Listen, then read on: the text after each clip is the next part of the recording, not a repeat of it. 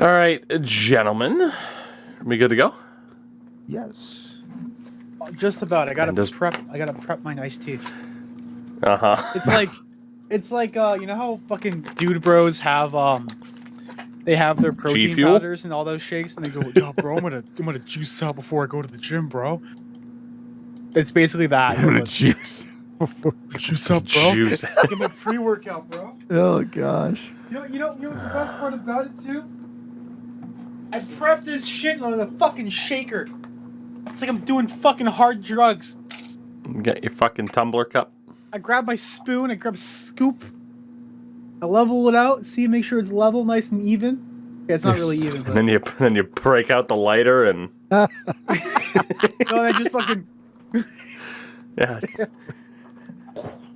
God, when I was a kid, like I was like I love juice. I love juice. So I would eat the fucking crystals, like a fucking fat ass. Wait.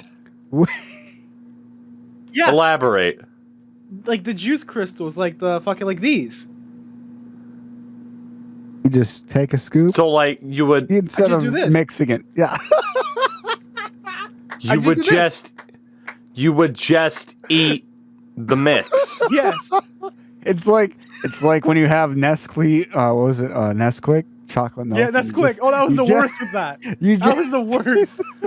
Tougie's so Oh my god! I know. He's like, my fucking friends are stupid.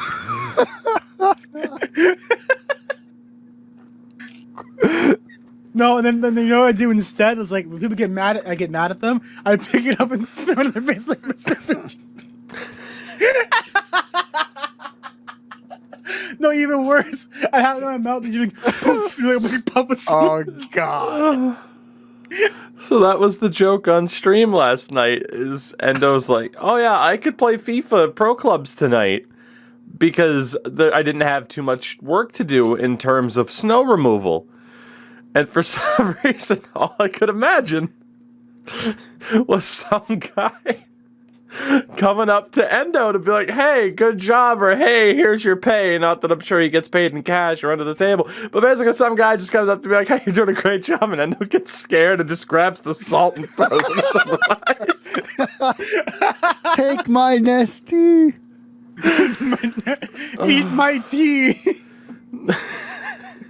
Oh my god, why am I prepping more nesty down here? What the fuck?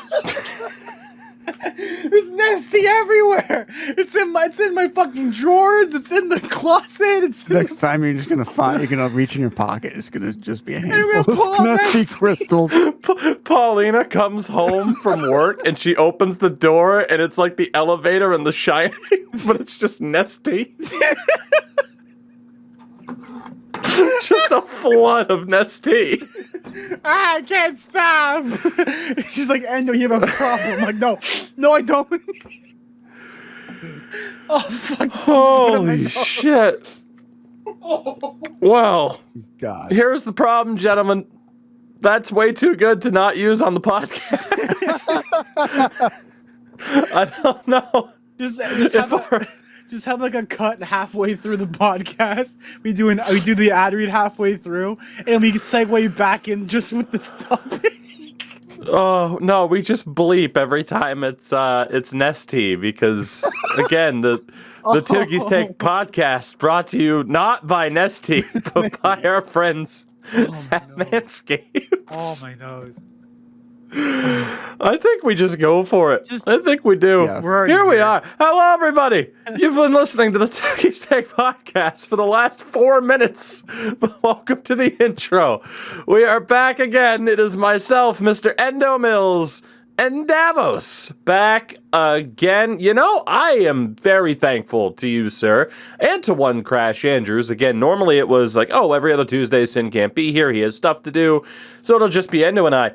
But the fact that, like, you've been willing to just be like, yeah, sure, I'll be on, or Crash as well, it helps keep that 3-person dynamic and leads to us talking about Nestea for 15 minutes. No, like, I'm happy you guys reached out for the offer, and I sometimes have to remember that, oh, it's not every every Tuesday and a Thursday, but every other one. So last week I'm like crickets chirping. I'm like, What do I do? If I could, I would have all four of you guys on the show every week if it would work out that way. Like, obviously, like, it kind of turns the podcast into what those on Twitch know, like, the streams to be when I play games with friends where it's just us dicking around, which is, you know, what this podcast was meant to be anyway. Like, hey, I'm just sitting here joking around with my friend or friends talking about sports. And, you know, we've had to get serious on occasion, but then a lot of times, as Endo knows, we've had to cut out certain parts like that before we actually started recording. Oh, Lord. But this week, it was too good. It was too good to not leave that in.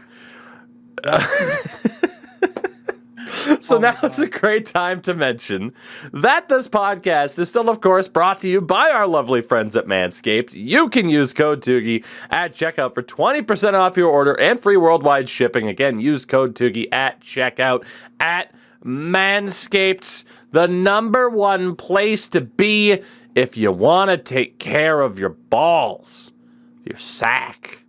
And anything else, really. Again, it's male grooming. And yes, you think male grooming, you think below the belt. But at the end of the day, you got those pesky nose hairs. Like Crash Andrews mentioned on the last show. Hey, man, that ear trimmer would be great right about now. Sin mentioned it too. Manscaped has you covered.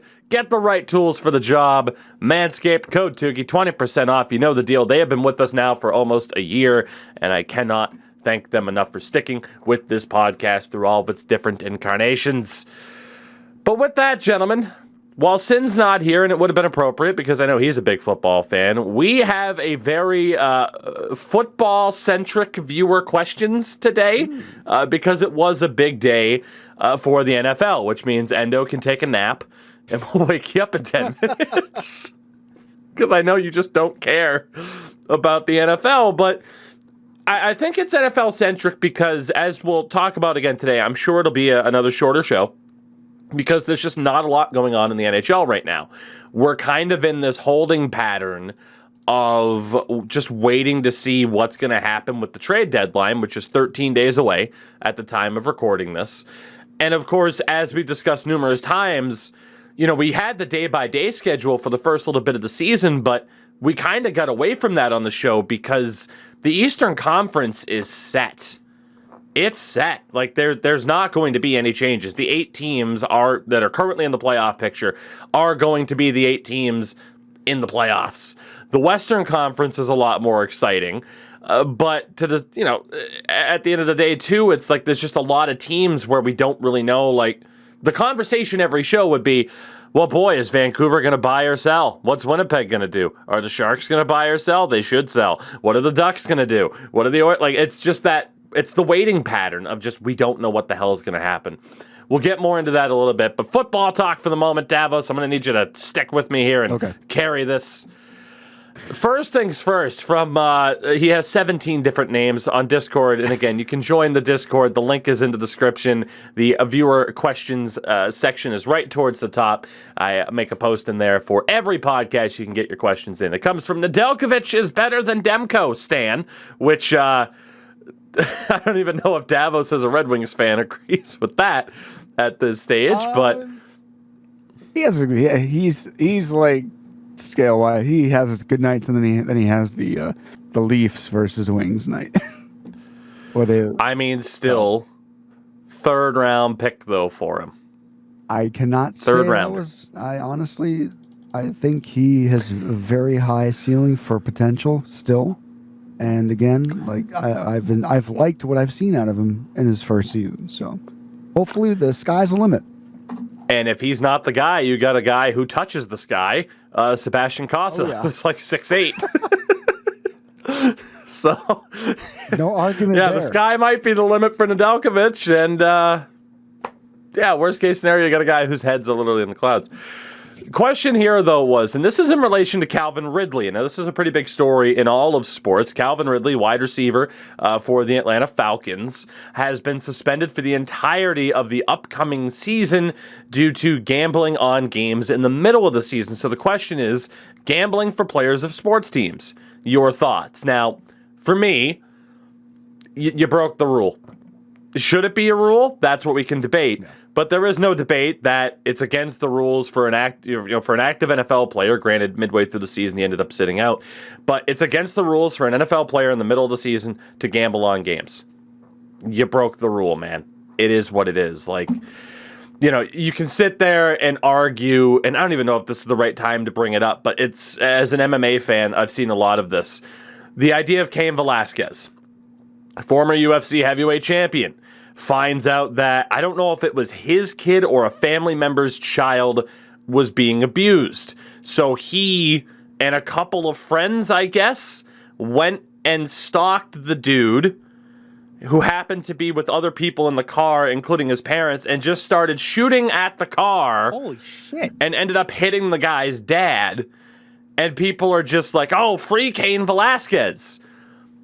The guy, he tried to commit homicide and ended up shooting the wrong person. Like, yes, in a sense, you can say, boy, this guy who was abusing kids, fuck that guy. Cain should have put him in a fucking rear naked choke and popped his head off. Not too many people are going to disagree with that. But at the end of the day, you broke the rules, man. Not to compare Calvin Ridley to an attempted murder by Cain Velasquez, but you can disagree with the rules, but the rules be the rules. Granted, I'm not someone who's on that free Cain Velasquez bandwagon. I'm not even really someone who's on the bandwagon of free Calvin Ridley here. Like, man, you got to be smarter than that. But in terms of whether or not it should be a rule, if you're not betting on your own team, I personally don't have an issue with it. And even if it goes like the Pete Rose route, where it's like, as far as I know, he only bet on his team to win. I don't have an issue with that either. Obviously, though, it's a fine line between, like, okay, if players are allowed to gamble, are they going to gamble on their team losing, and are they going to tank it? But what player would be... There will be players dumb enough to do that. The bad ones that are kind of fringe players to begin with, try and get a bit more money. But you're not going to have someone the talent of Calvin Ridley intentionally drop a pass, as it is most of these guys have incentive-laden bonuses. You end up with 75 catches in a season, you get an extra $500,000. But no, I can make $200,000 on DraftKings. Like, what? It doesn't make sense. So, boys, I took that in 17 different directions. Davos, I'll throw it to you first. Your thoughts on players being allowed to gamble on the sport they play in the middle of a season? Like you said, definitely. If it's you make a good point when you say if you're betting on your team to win, it's all in good spirit, in a sense. But again, the rules are there for the rules, and at this moment, it's not a good look, and it'll cost you time on the field and money in your pocket. And again, he should have realized this. And again, you look at how many other sports there are. And again, I'd say not a good look, and it's definitely going to cost him. Will it change in the future? Possibly. Again, these rules change year in and year out, so I think for Calvin Ridley, he could have definitely have a second guess about this, and definitely made the right choice, but not today. Endo.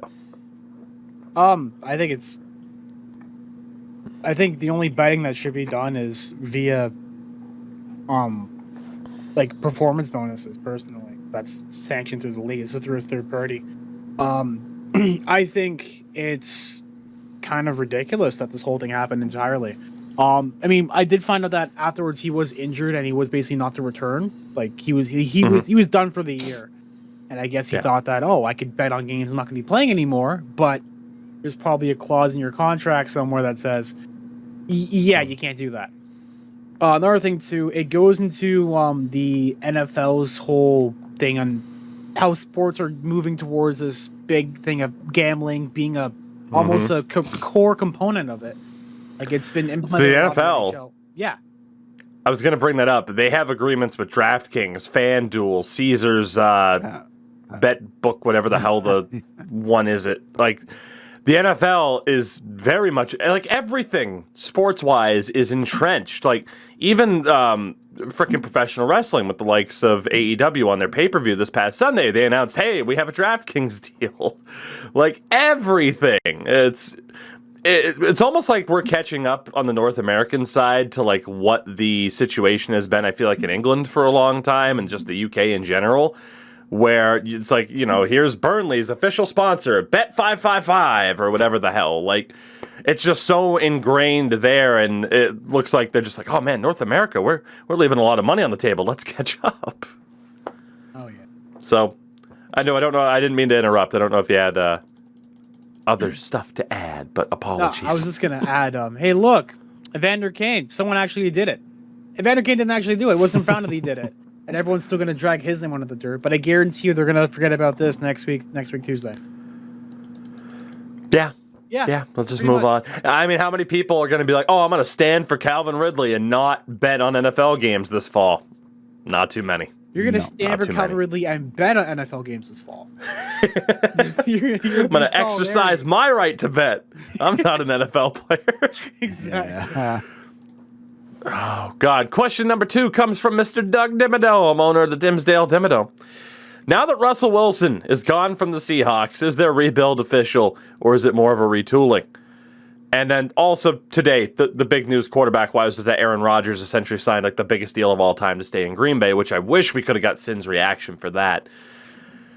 Hopefully now Aaron Rodgers shuts the fuck up too. Jesus Christ, like am I so tired of just hearing this guy, like the ego trip on Aaron Rodgers to need to be the center of attention at all times is incredible. Good luck, Packers fans. Let's hope he actually wins more than one Super Bowl for the greatest of all time. Russell Wilson being traded from the Seahawks, though, yeah, that team's cooked. Yeah. Like, you don't trade one of the best quarterbacks in the league and have it be done. Like, that team is cooked. Like, they had a really good run. They won that Super Bowl against the Broncos almost a decade ago. And then the Patriots Super Bowl happened. So they should have won at least 2 Super Bowls under that core. But yeah, no, that team's done. It's the equivalent of an NHL team trading their franchise number 1 center or their franchise level goalie. It's just like, okay, you are clearly moving in a different direction. And it's a bad sign when you take back the quarterback from the Broncos and Drew Lock, who lost he was the backup. He lost his spot to Teddy Bridgewater this past season, did he not, Davos? So, yeah, no, the Seahawks are going to be done for a while. And honestly, it's probably the best move for them. It's hard to tell. It's really tough to see. After all the winning they've done, after all of the hype this team and this franchise has had, a resurgence from 2006 to this year, it's been a long run. And now we're going to see the beginning of a tank of a franchise we haven't seen tank in a very long time. So, again, a very great deal for Denver here. And now we look forward to see what Russell Westbrook, oh my God, what am I saying? Wilson has in store here. I mean, in fairness, Russell Westbrook's been in the news a lot, too, for the Lakers. Oh man. No, it's a great sign for Denver. And hopefully there can be some resurgence in Denver with this great QB signing. I cannot wait to see what happens. Yeah, I mean, this was their first season with a losing record since 2011. Like, that's a ridiculous run. The problem is they were in a division with the Rams, Cardinals, and Niners, which is very tough. And now Wilson goes to a division in the AFC West where you have quarterbacks Patrick Mahomes, Derek Carr, Justin Herbert, and Russell Wilson. Fuck. Like, as a Patriots fan, I'm like, oh, fuck. The AFC just got so much worse. It just always seems to happen that way. But yeah, the AFC is just a slugfest of top quarterbacks. It's ridiculous. So while the NFL season just ended, I'm already looking forward to the new one. Although I don't know how Davos feels as a Lions fan about, another season. Woo! You know, I saw strides of good from the team. A lot of close games, a lot of games that were winnable, games that went to overtime, And again, I didn't see a whole lot of blowouts. I mean, I saw a team that was again maybe outmatched, but they found ways to get back into games. So I expected the expected in the season, but again, it gave me some hope to the next couple of years ahead. And the last question comes from Hawks, and it's a question regarding NFL free agency, which starts very, very soon. I don't know enough of the people who are out there in terms of free agency. All I hope, though, is that the Patriots kind of use free agency in the draft to add up at wide receiver a little bit. Juju Smith-Schuster's out there. And linebacker as well is a big area of need. Davos, what do you hope the Lions do over the next few weeks that could give you more confidence? A lot is the answer. Maybe I'd like to see them maybe get a great, I don't know if it was a great free agent. Like, I think their back end needs some work. Maybe a good safety, maybe a free safety out in the back line could make a difference. They got potential on the defensive, on the offensive line.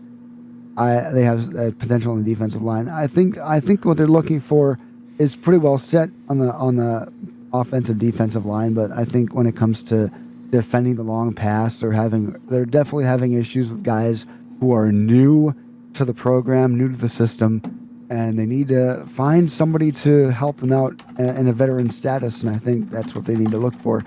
As for QB, maybe wide receiver wise, I think they're going to probably just end up maybe sticking with Goff for maybe a couple more years, and maybe hopefully they could find a QB in the draft, but we know the Lions, they never draft a QB unless it's number one, so just saying. There you go.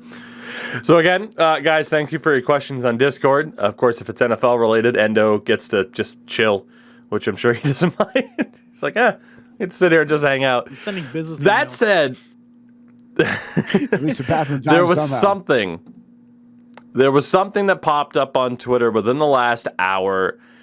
I wasn't going to bring up anything Russia-Ukraine related on today's show. I feel like the Capitals have kind of forced our hand a little bit. The Capitals, about an hour ago, finally put out a statement.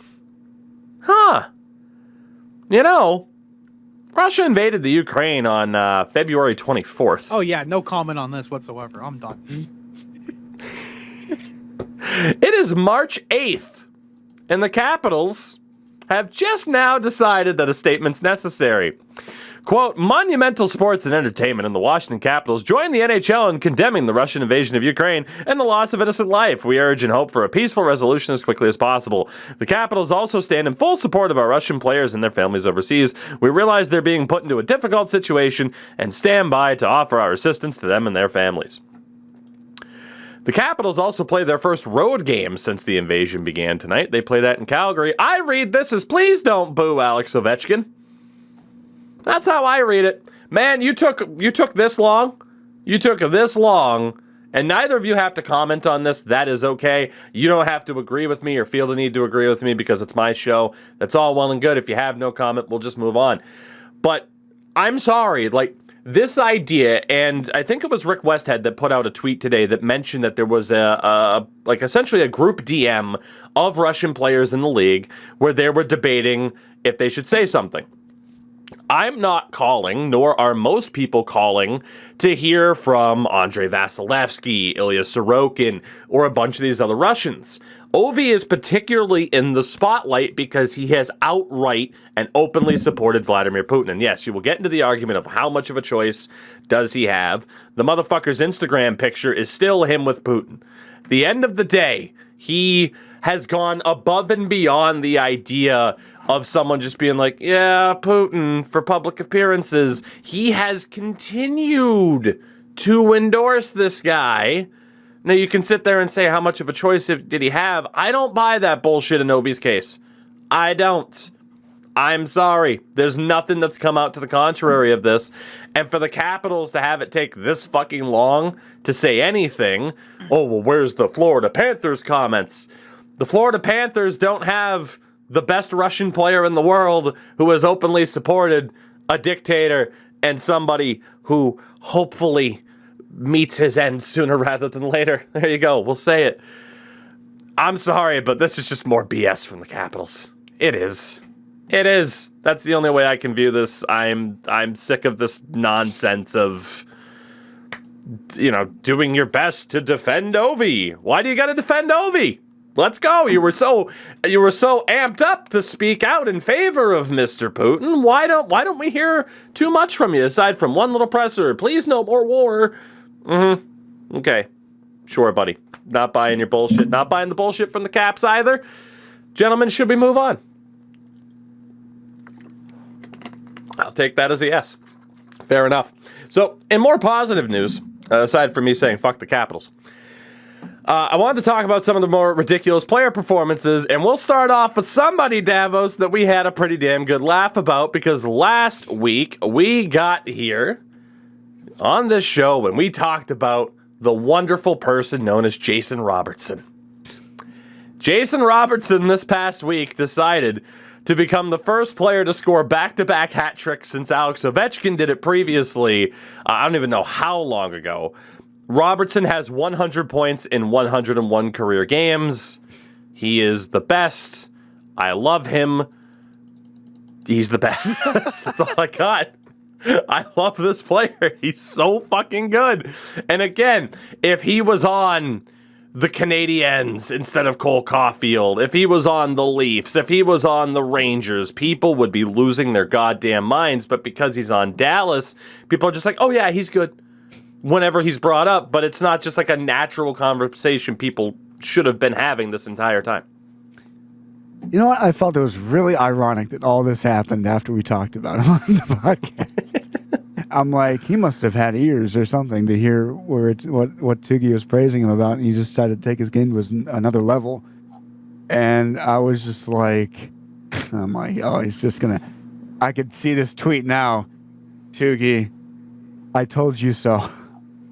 Oh my gosh, just amazing run for him in his last week, like. And just the fact he's having so much fun doing it. Like after scoring the game-winning hat trick overtime game winner, he was just above and beyond. And then getting another hat trick in Minnesota, it was just unbelievable. The kid just couldn't be happier. Couldn't be playing a much better game.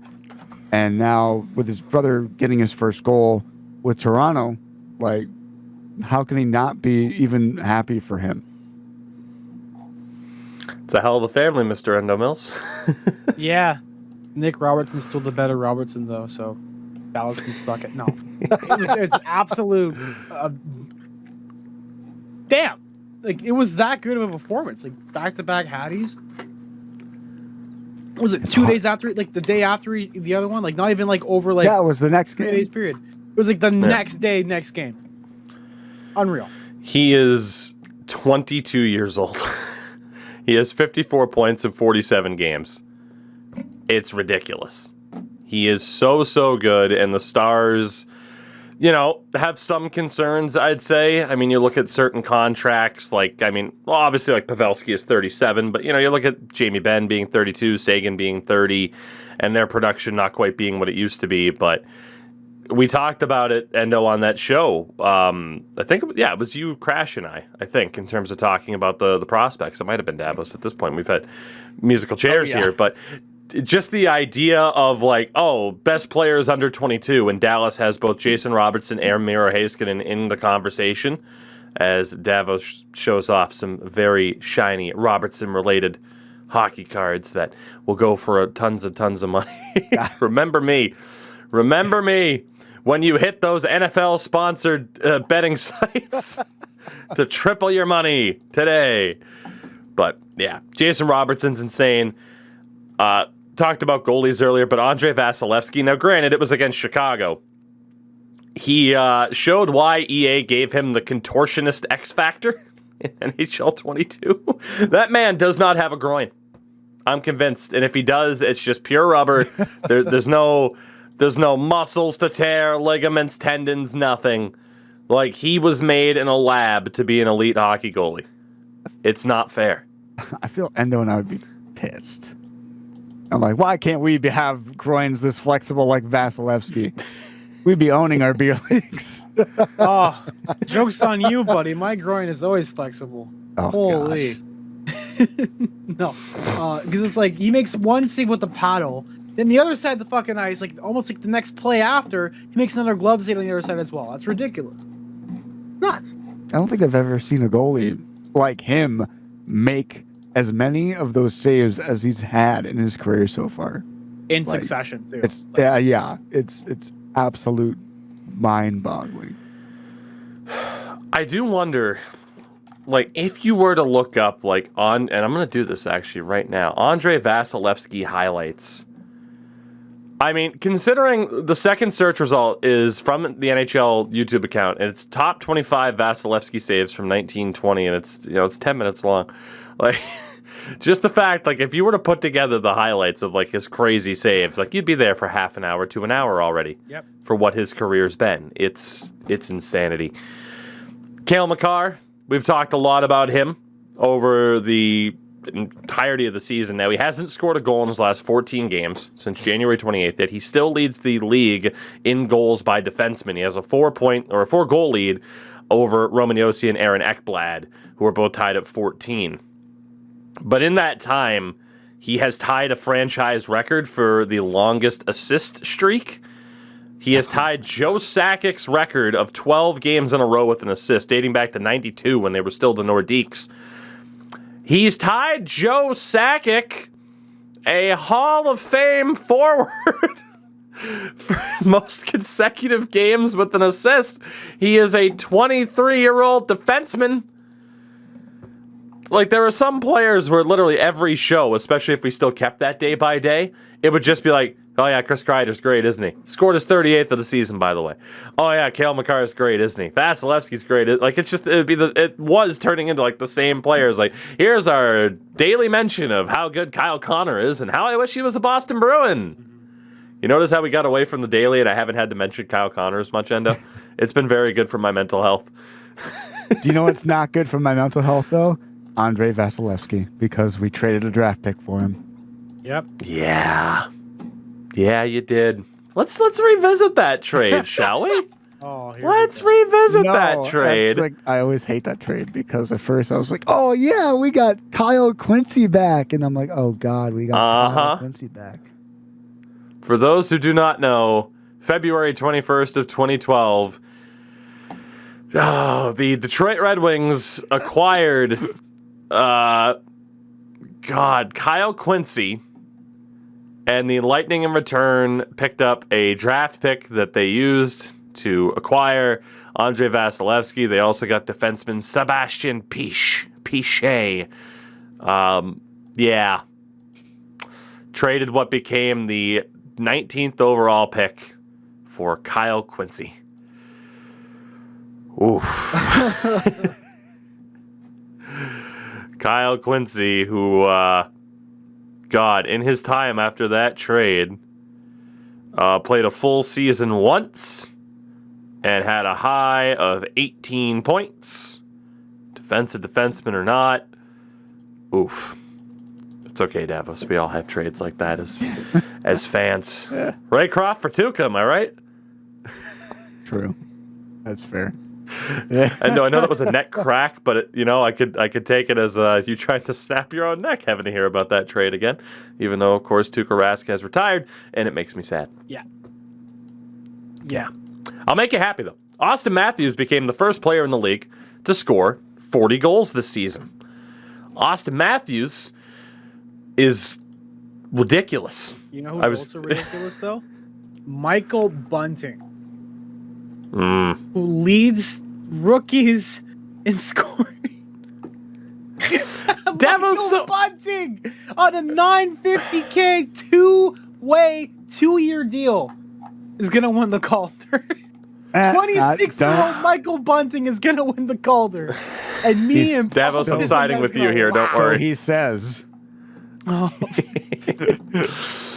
So oh man. if Moritz Seider gets hurt, much like Connor McDavid did in his rookie year and Panarin won the Calder, then I could see Michael Bunting winning the Calder. Now, there is that debate, and Davos, I don't think I've gotten to ask you this question ever. Where do you side on that debate? Should there be an age limit for rookies, or is it just, no, you are a rookie to the league and it is what it is? Like, MLB-wise, I love the idea that a 32-year-old player can win Rookie of the Year because it's a great story. Oh, yeah. But at the same time, the only other league that someone could really gain that experience in of like high-level pro ball is in Japan. Whereas with the hockey world, like, man, high-level play, it doesn't matter if it's the KHL, I mean, Germany, Switzerland. Like, there's so many different pro leagues that you can play in to gain that experience. Not that Michael Bunting did, but yeah, I mean, 56 games played. He has 2 points up on Lucas Raymond right now in the scoring race. So, I mean, I'm still with you that Moritz Seider's going to win it, but where do you stand on the age limit for rookies? Like when we talk about what was it, Panarin winning it? He was 20. Was he 25, or was he? I think 24, 25. 25. I think that's a good age, but I also agree with the fact that you could be a rookie to the league and win the Calder Trophy. It's ageless to that point, and I agree to that. I kind of agree to that. It doesn't matter. You're playing your first game in the league or your first season in the league, and doesn't matter what kind of your play is. If you lead the rest of the league, other rookies in scoring, or are good enough to possibly have a chance of winning Calder, I think you should win the Calder, no matter how old you are. I definitely get people being upset at the idea that someone like Moritz Seider at his age and how dominant he's been not getting acknowledged compared to someone who has that much more experience. I get that, but Moritz Seider's still going to win. So, end of the day, it's okay. And Michael Bunting might get a Stanley Cup this year, Endo, so does it really matter? Fucking fingers crossed. So there is an official ruling from the NHL on the hockey operations guidelines and what consists of a rookie. So to be considered a rookie, a player must not have played in more than 25 games in any preceding seasons, nor in 6 or more NHL games in each of any 2 preceding seasons. Any player at least 26 of age by September 15th of that season is not considered a rookie. Michael Bunting started this season as a 25-year-old. He turned 26, so technically speaking, he is still a rookie. Same thing with Panarin and when he won the Calder. No, I feel like that's I view it as get rid of the age limit, but take that number of games in previous seasons marker, take that down.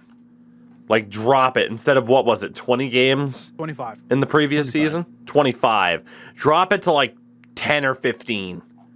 And it would disqualify someone like Michael Bunting. Like, he played 21 games last year with the Coyotes. Personally, I don't think after 21 games, over a fourth of the season, I don't think Michael Bunting should be eligible for the Calder. He is based off of the rule, but if I could change that rule, it wouldn't be the age limit. It would be you played, what is it? It's 9 games, right, for a trial in terms of entry-level contract? Yeah, on your ELC. Before a player has to be sent down or it counts? Yeah, so by the time that you're 20, from the window of 18, 19, 20, if you play 9 games and don't play up, that year does not count in your contract. Right. So, me personally, I'd rather have it be closer to that. Again, over a fourth of the season's a bit much. I would put that limit at 12, maybe 15 games tops. And you would eliminate a conversation of someone like Michael Bunting, who has now 82 games in the NHL played to date as of the time of recording this podcast, being eligible for the Calder. But by the rule of it, yeah, I mean, he will likely be a Calder finalist at this point. We started that conversation in regards to Austin Matthews. Again, first player to hit 40. Kreider and Draisaitl both on 38. Ovi on 34, Connor on 33, and obviously it descends from there. Does Austin Matthews finish the season with the Rocket Richard? Davos. Yes, I don't think anyone's going to catch his pace, and the fact that he's just been scoring once or twice, sometimes per game or per other game. It's just incredible. We knew coming into the season he was a touted goal scorer, but I think he's just turned it up to another level this season. And again, when he's hit 40 and there's still 23, 24 games left in the season, gosh, he could hit like 50 in no time. Like, you never know how these hot streaks are. And no Mills. Does Austin Matthews win the Rocket Richard? I think so. Yeah, definitely. He's, I won't say he's in a league of his own, but he's just taking it and going right now, honestly. And I think it's going to be hard for someone to catch up on that. I mean, you have Draisaitl with 38, and you have some other guys who are close to that number, but I feel like Austin's just on another level with getting basically almost a goal per game, if you look at it, because he's played 53 games when there's been 56 games so far for the Leafs. And, yeah, he's doing well. He's doing what his contract says he should be doing. Draisaitl would be one closer, by the way. I don't know if you guys saw it. Sam Montembeault on the Habs, like, absolutely robbed him, by the way. So, I mean, goalies obviously play a factor in this, too. But, yeah, no, he's my vote, too. I think he's got it. Jack Eichel scored a game-winning goal with 5 seconds left against the Ottawa Senators the other night. There was some pretty rough officiating, but when is there not? Eichel now has 6 points in 9 games so far as a Vegas Golden Knight. Man, like, you know, Vegas at this stage, they've had a bit of a rough season, but they've never been fully healthy because they can't be or they wouldn't be cap compliant.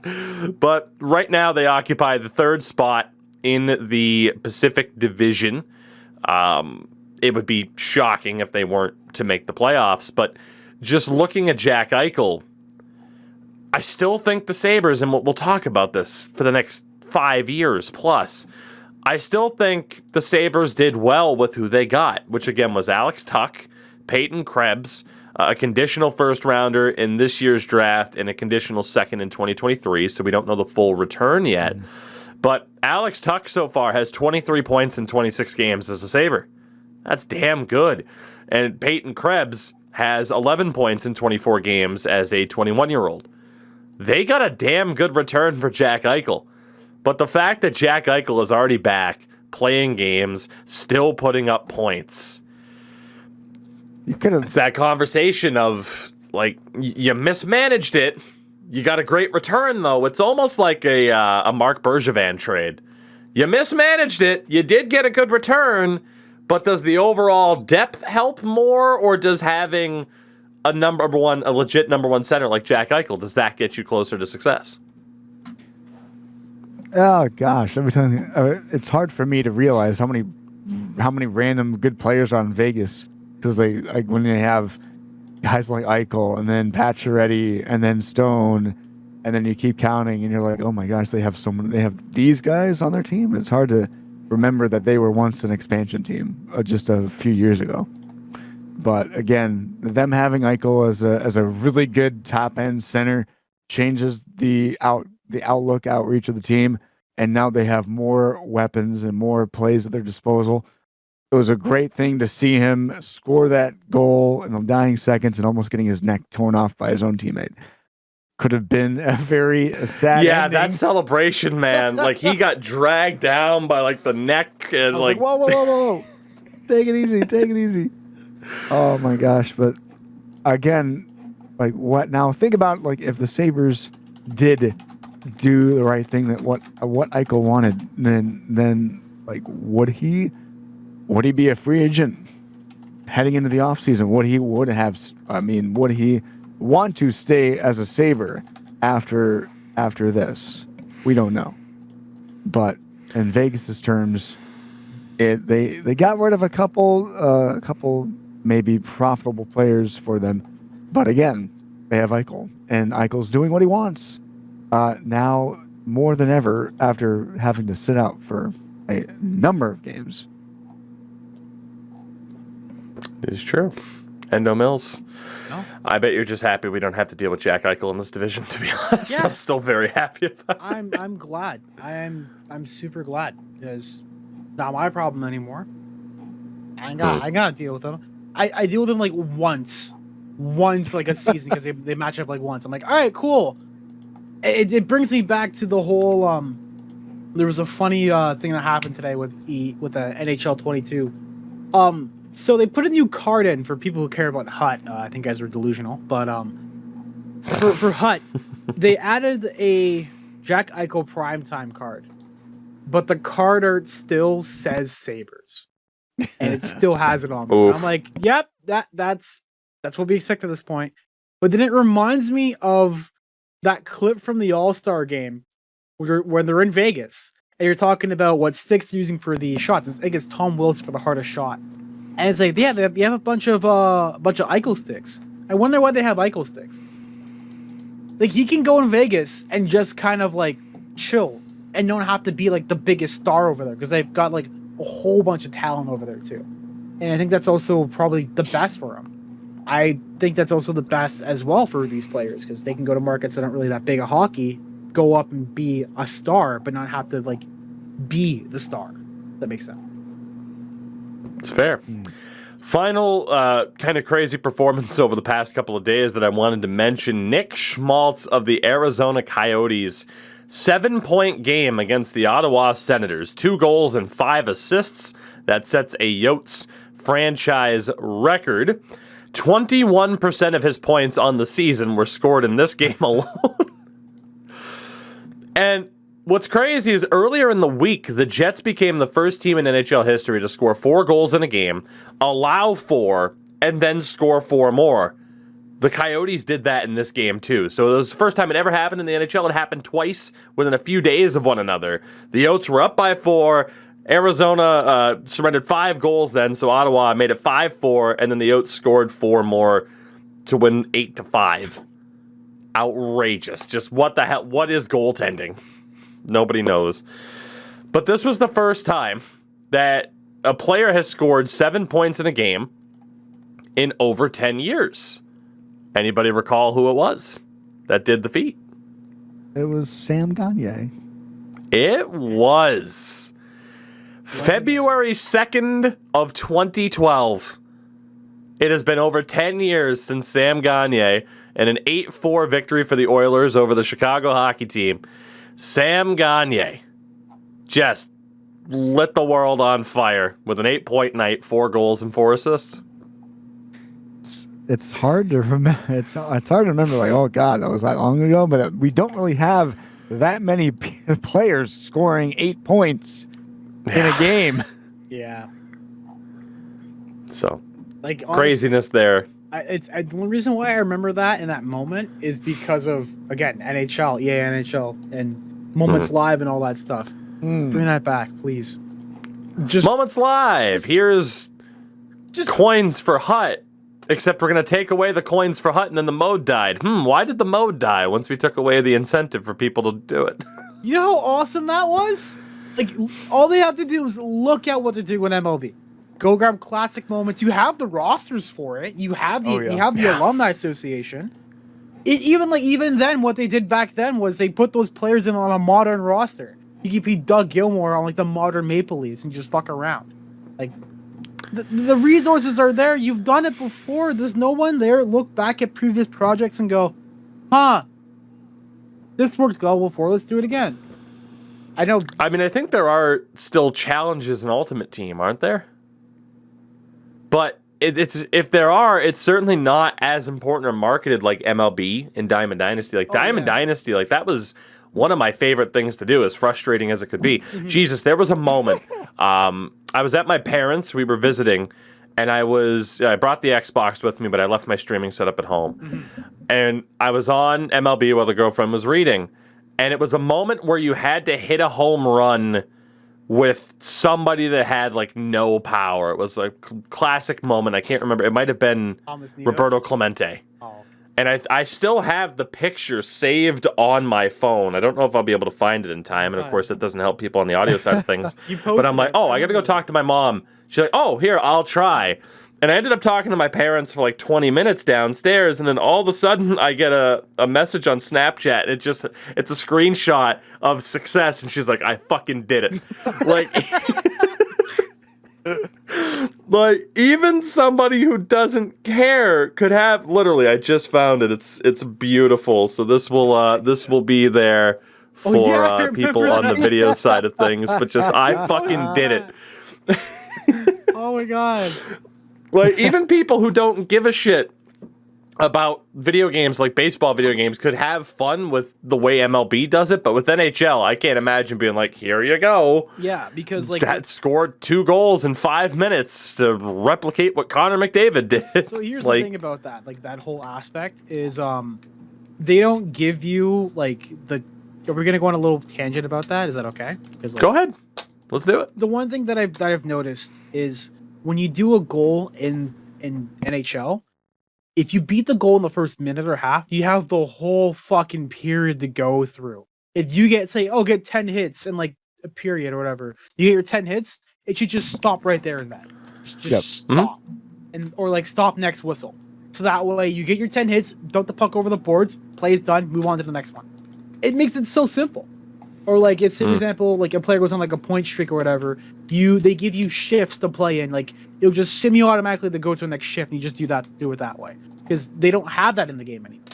And it's always, do this, be good at face-offs, whatever, draw a penalty, be on the penalty kill. They should give you a random scenario in that aspect of it when you're on the penalty kill. And just do it that way. Because having to basically go out and randomly trip a guy and have to do this stuff manually when it could be programmed to start you that way, like come on.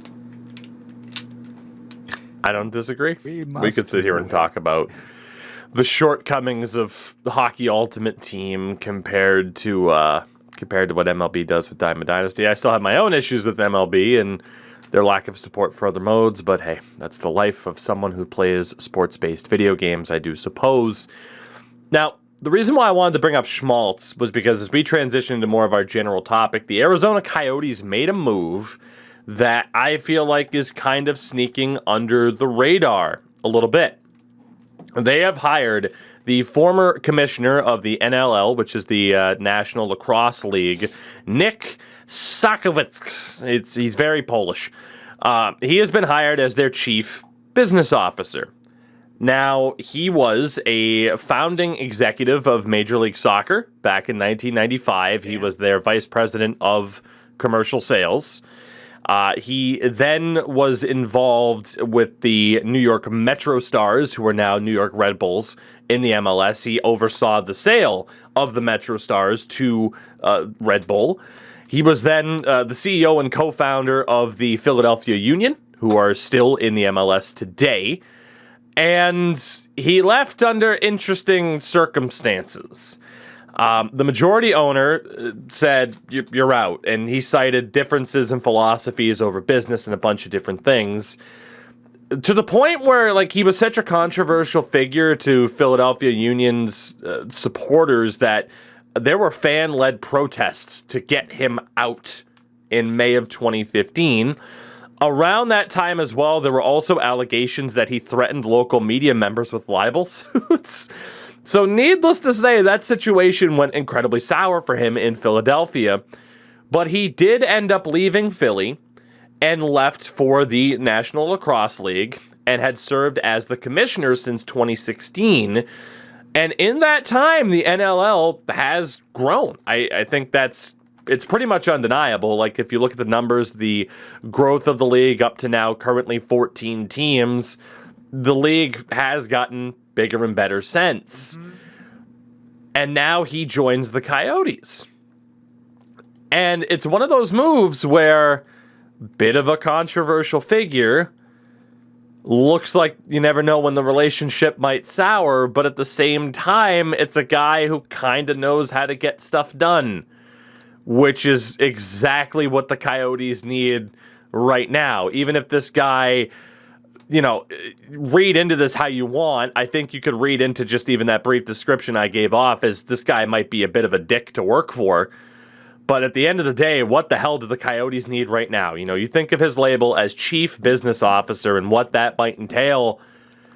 You kind of need somebody like that to just spearhead this brand and to get them on the right track, especially when they are going to be playing in an NCAA-sized arena for the next few years. So controversial as it may be, this might be the right kind of hire. And, you know, it came to mind because as we're recording this, you know, our good buddy Deke Slayer, he just went live streaming on Twitch as he does every weekday.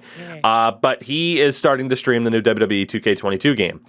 Now, I personally won't buy it, even though we could have a blast with it on stream, because I refuse to support that company.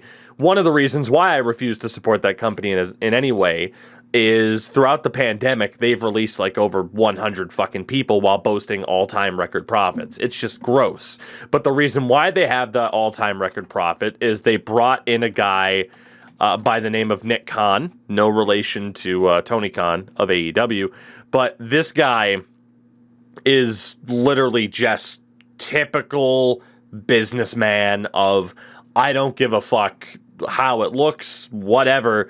I'm going to do what I have to do to make this company as profitable as possible. And it's working.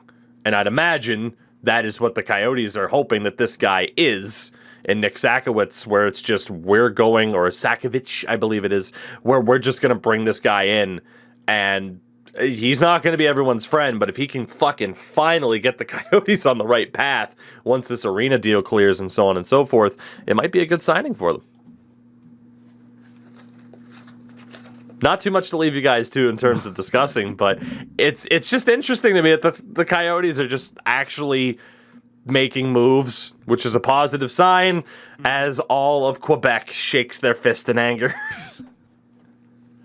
I think it's really funny how you praise him for his work as the commissioner of the National Lacrosse League, where the Toronto Rock still play inside of Montreal in the First Ontario Centre. If you were such good of a commissioner, you'd have them playing in their actual fucking facility. Like, it's... What? I mean, Gary Bettman, how good of a commissioner is he? He keeps the Arizona Coyotes in Arizona. But this man couldn't keep the Toronto Rock in Toronto. You know how many facilities we have here that could house a fucking NLL team like really, really easily? Is the rent too damn high? I'm sorry. Probably. It's Toronto. That's all I ever hear from people in Ontario. Dude, a month or two ago, I saw somebody, I don't even remember who it was on Twitter, but I saw someone who lives in Ontario. He's like, yeah, I'm looking at houses. Here's this house in Oshawa. 2010, it sold for $170,000. This year in February, it sold for $1.2 million. Yeah, it probably is too fucking expensive to host an NLL team in Toronto. Our big issue in Ontario, at least, is there's a lot of money coming from China in terms of investments from over there. So we're gonna get into a little bit of something, whatever. There's a place nearby my parents' place that sold, I think, like five fucking years ago. It's it's a semi-attached like duplex, and that shit was on the market for like maybe like 1.2. That shit sold for 2.5. 2.5. Are you kidding me? Are you kidding me? I mean, it's a good area, but like 2.5? That's nuts. Fuck, man. I'm never gonna see that kind of money in my life. If you don't, I won't either. God, well, based off the housing market for what the girlfriend and I got for this house about a year ago, I don't know, we might, if this housing market keeps going up, we'll sell it, start running again, but who cares? There we go. Cash out, baby. Oh, it's outrageous. So do home reno, so I fly me out there, pay me for a worker's visa, and I'm good. I mean, we do still have work to do this summer. It's a house. There's always work to do. We going. Endo, come over to hang out for a vacation. Here's a checklist of stuff we wanted to do. A shopping list. Sweet. Yeah, there you go.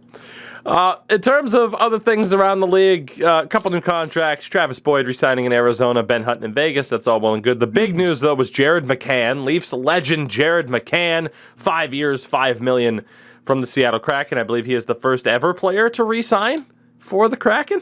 Congrats. So, I mean, hey, put it this way. If Jared McCann was going to get that contract, it's a good thing you didn't keep him over Kerfoot because he would have left at the end of the year anyway because you wouldn't have been able to afford him. Yeah. It all worked out. And in terms of waiver claims, too, nothing too crazy. Andre Schuster picked up by the Ducks. Austin Zarnik on the move again. He goes to the Islanders. And Ole Juolevi to the Detroit Red Wings. Will this be the landing spot where Ole Juolevi finally shakes off injury trouble and figures it out? The 5th overall pick from the 2016 draft for the Vancouver Canucks. Davos, I can't imagine you're just like, yeah, we're going to be great. But then again, I mean, you're wearing a shirt that says trust the Yzer plan. But as we talked about before we started recording, that is the team that just waived Danny DeKeyser on his birthday. I don't think the Twitter account manager didn't realize what turmoil, what flames he just did, saying happy birthday. You know what? It all might have been my pre-planned tweets, but yeah, just the fact that it happened on his birthday, and for all that DeKeyser has done for the team, I mean, he's probably gonna. I don't think he's gonna get picked up on waivers. I think they're gonna send him down to the AHL affiliate, the Grand Rapids Griffins. So he'll be with the organization still, but for all he's done for the last 8 years or so with the team, it's been a job well done. He hasn't been like a super amazing defenseman, but he's been a steady learning defenseman who's gotten stuff done, scored some cool goals, and that's somehow all you can ask for. But best of luck in the future, Danny DeKeyser. There you go. So, intrigued at the moving pieces. Like, you look back at that 2016 draft, speaking to Juolevi in particular, like, he is the least successful member at the NHL level of that top 10. Like everybody else in the top 10. I mean, Matthews, Laine, Dubois, Puljujarvi, Matthew Tkachuk, Keller, Alex Nylander, Mikhail Sergachev, Tyson Jost. Like, not that Alex Nylander's found a ton of success at the NHL level either, but you always look back at a first round and you're like, okay, there were hits and misses, but man, 8 out of 10 teams at least hit with a regular NHLer at the very worst. So, I don't know. I'm kind of hoping Ole Juolevi, he's only 23, turns 24 in May. I'm kind of hoping he's able to figure it out and maybe kind of get back on track there. You never know. I mean, Jesus, granted, Jack Campbell struggles recently and goalies are different, but you never know when someone's going to struggle out of the gates and then all of a sudden, like, oh yeah, shit, it's fine. Like, we figured it out and everything's good. So, you never really know. Speaking of Detroit, too, Davos, this ended up being a very Detroit-centric episode. Jakub Vrana, back from injury. Big piece for them moving forward, even though, as I mentioned, the Eastern Conference is already set. It's a little bit too late for the Red Wings to kind of make it back into contention. Washington currently has the second wildcard spot. The Red Wings are 15 points behind them, even though the Wings have a game at hand. But hopefully Vrana can kind of figure it out, because, I mean, it's been unfortunate. He and Mantha traded for one another, and both have had injury trouble since those deals. Yeah, I mean, coming in, he had a good start until the injury. He was making himself known as a very touted player, and he scored some goals for us, and he started out working out really well with the team. But again, how are you going to move pieces around with guys who have been playing with each other for a majority over half the season? Do you feel like sometimes it could work? I know that sometimes they jumble, like we see teams jumble up lines during the midway part of the game to get some chemistry going, to get some offense or maybe some good puck moving going. So again, you have a really good playmaking winger in Vrana who could pick up assists and pick up goals. Who do you pair him with? I have no clue at this point, Tougie.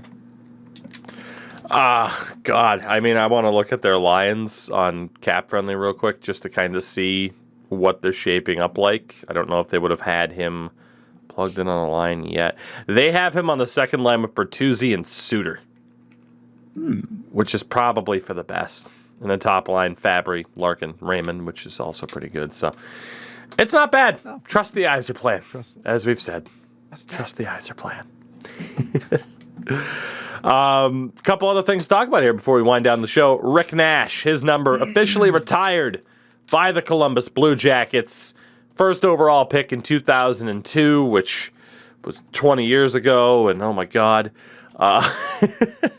But it sucks, man. Like, he's only 37. You know, he had to retire in 2018 at just 34 years old due to concussion-related symptoms, and it's impossible to not love Rick Nash.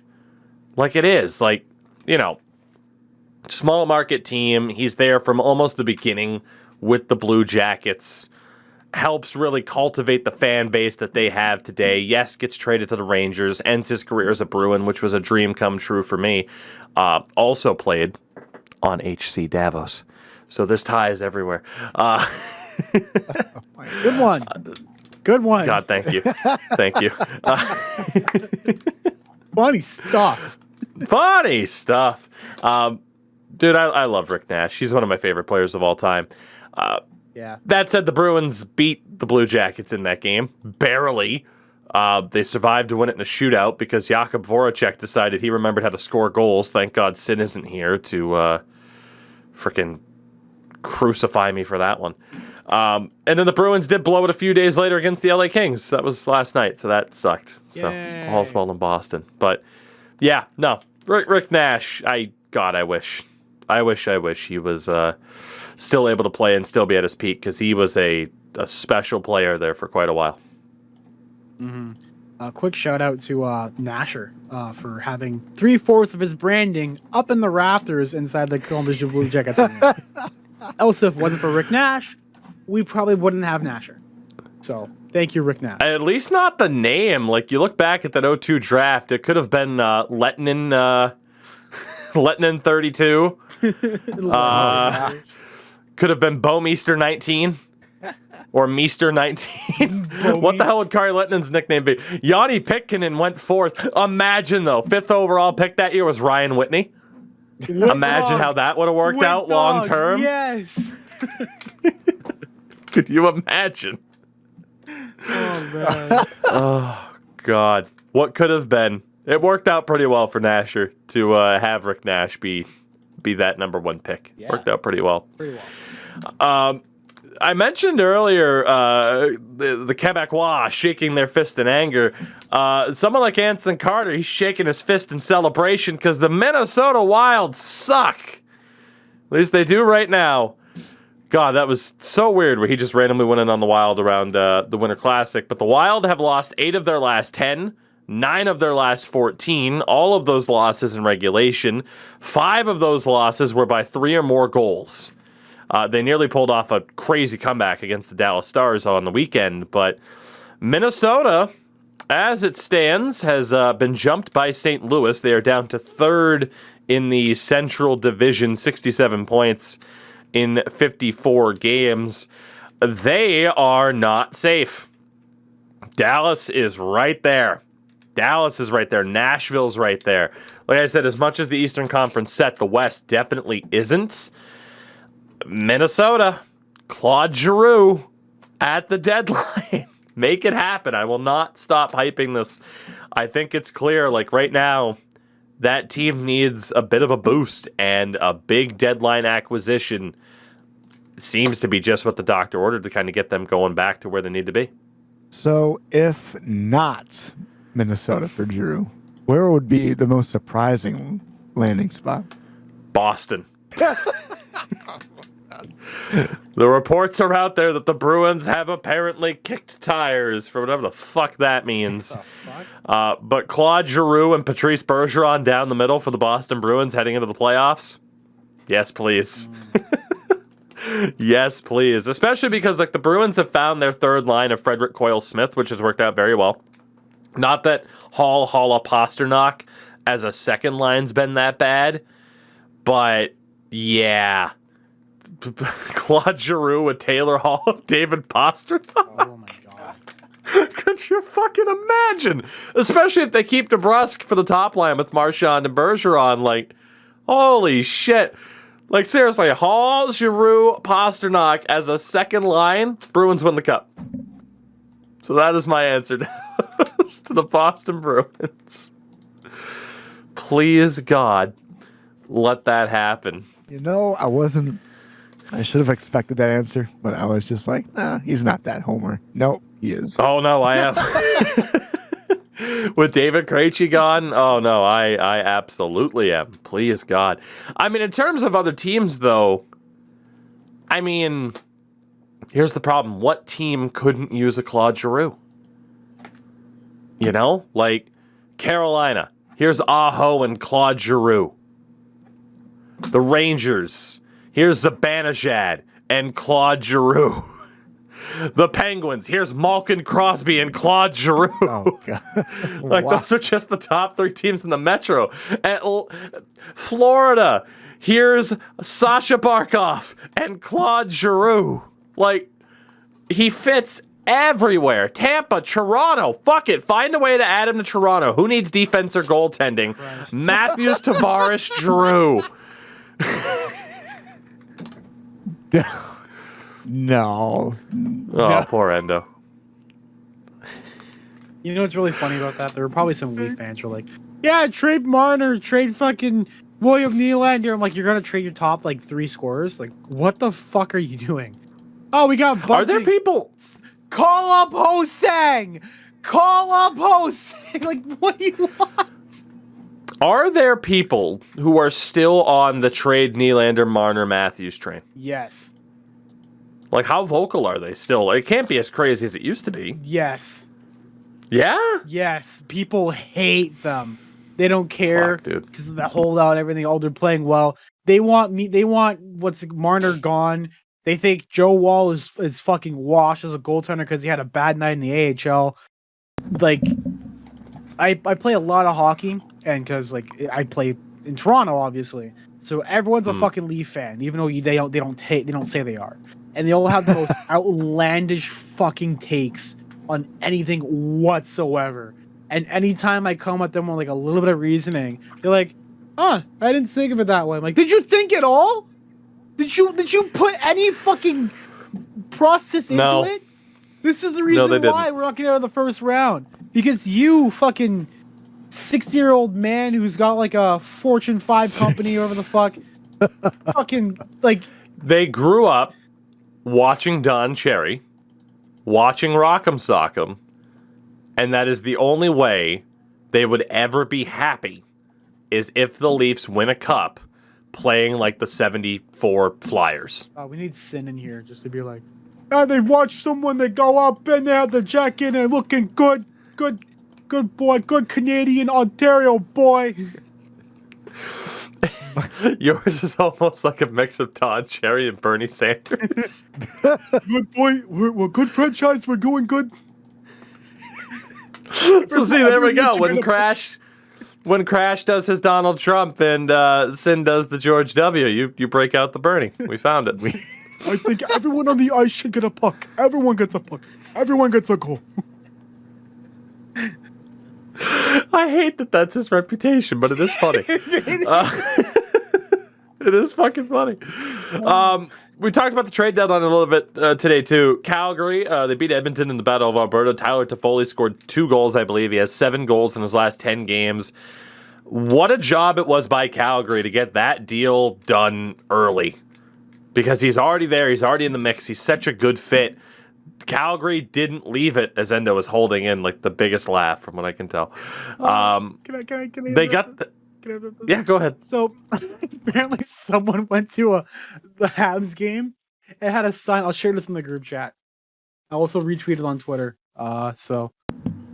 It's a post from Chicklets, and someone went to a Habs game and put, "I am a lesbian, but Caulfield, I'd love to have your stick." And all the replies are just the funny GIF memes, and one of them is just of Wayne Simmons looking absolutely perplexed. Hold on. He's like, Oh, no. It's not saying Of all the things. It's so good. I'll link it in there instead. He's like absolutely gobsmacked. He's gobsmacked. He's like, huh? I'm trying to recreate it. He's like, Beautiful. there you go. Sorry. Continue. It's okay.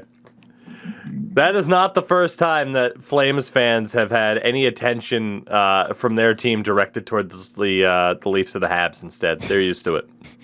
Oh, fuck. I'm sorry. It's okay. Two things to end the show. Really quickly, shout out to Steve Goldstein who mentioned this on Twitter. 20-year-old Spencer Knight against 40-year-old Craig Anderson in a game between the Panthers and the Sabres. That is the largest starting goalie age gap in the NHL since 2007. Can you guys name the two goalies that were in that 2007 matchup? Would have been a 40-year-old against a 20-year-old in 2007. Fucking Think they're not obscure goalies. They're two of the best of all time. Joe Sakic.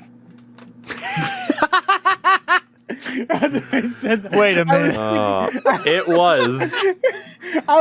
Hold on. Wait, you were being serious? I was thinking, Avalanche, right? And so I'm like, No. Davos. I'll just ask you while Endo dies. Was it? It was Detroit against Montreal. Oh gosh, it was Hasek and Carey Price. Oh, I know. It was. Hasek and who? It was. It was Hasek and Price. Okay. So there you go. Craig Anderson and Spencer Knight in the same class, definitely. I'm sorry. Final thing to end the show here. We've talked about reverse retro jerseys in the past. The Athletics reporting again that they're bringing them back. We all kind of know this. We've kind of talked about our favorite reverse retros. And obviously, for Wings fans, for Leafs fans, it's very difficult because not much has changed. But in general, are there any reverse retro jerseys that you're looking forward to from any team in the NHL? Because obviously, there are some pretty good options. Like the most common one, I think, will be people mentioning the Islanders bringing back the Fisherman. Like, that has to happen. You'd be leaving so much money on the table if it doesn't happen. But are there any other jerseys that come to mind for you guys? I'd love to, for Detroit. For a Detroit standpoint, I would love to see them bring back their 2013 winter or 2014 Winter Classic jersey in some way. No. Mm-hmm. No. Not the Stadium Series.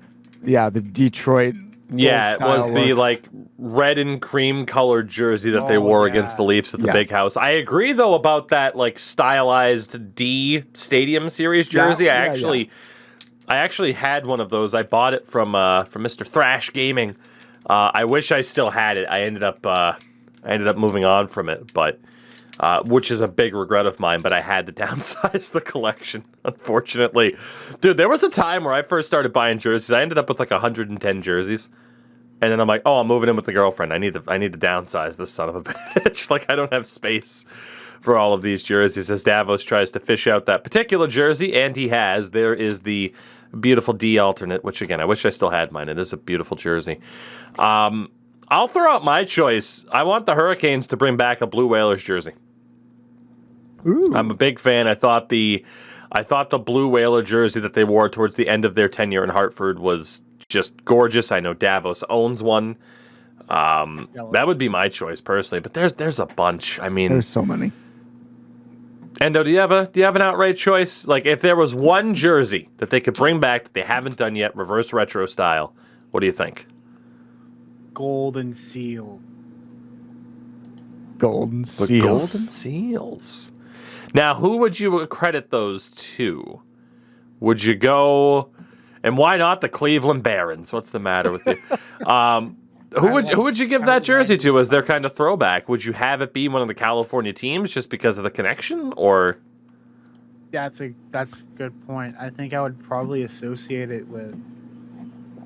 I think the Sharks because fish. Maybe. Yeah. Because fish. Like a shark colored. Like a shark Golden fish. Seal. Yeah. Because otherwise it would technically be it'd be the Dallas Stars lineage for the Golden Seals technically. Yeah. So, I mean, honestly, I think that would work too because the Sharks, they really don't have too many options unless they go with something that's a bit more orange. Yeah. From the era where Joe Thornton first got there. So, That could work. I'm also trying to think of like a more modern Leaf one or like a reverse retro for a Leaf because there's not really so many to do. Like I said, just make a Summit Series one, but that's more like a Stadium Series.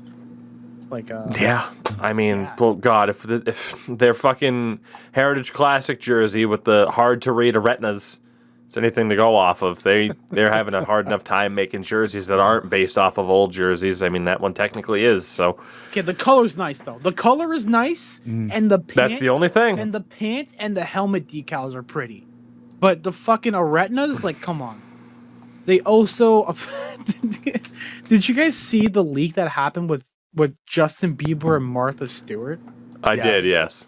Just a black and blue jersey, which I am 100% sure will not be construed in the wrong way by a certain party of people, completely, whatsoever, not at all. Canada references that we don't get, I think. It's black with blue stripes. Black with blue. What am I missing? Don't worry. The Davos get what it? am I missing? Davos got it? Yeah, Davos. I think got it. You think he got Am I too white for the joke? What the fuck am I white missing enough here? for the joke.